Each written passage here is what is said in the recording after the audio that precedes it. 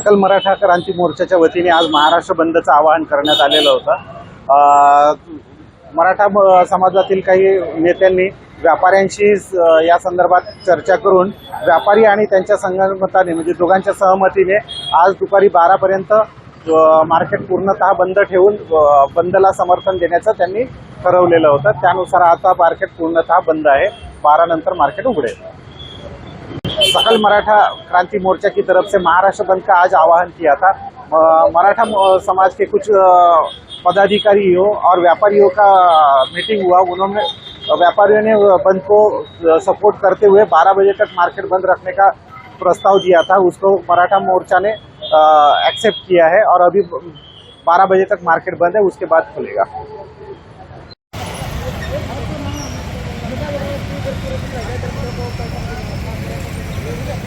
Gracias.